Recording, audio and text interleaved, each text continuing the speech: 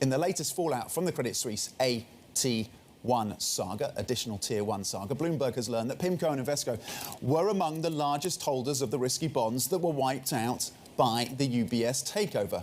Let's get the details then with Bloomberg's Valerie Tytel. Valerie, what do we know about the losses of these AT1 holders? Look, we heard from Reuters reporting yesterday that Pimco saw a $340 million loss from their holdings of AT1s.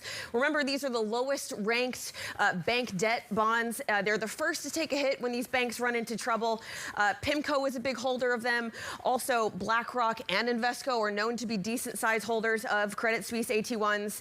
Now, there was some reporting that these holders are preparing to push back on the regulator's decision to write off the debt.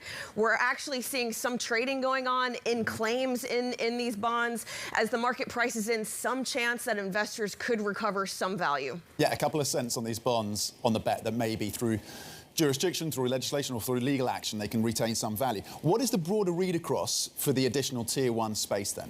Look, it was brought to light that the Swiss law about a permanent write-down of these bonds was more of the exception rather than the norm.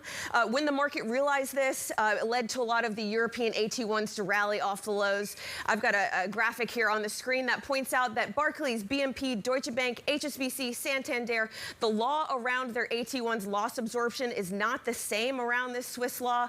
Here's a chart here that showed that when the market really figured that out yesterday, these AT1 bonds from the European banks really had a bit of a lift off the lows at which they opened.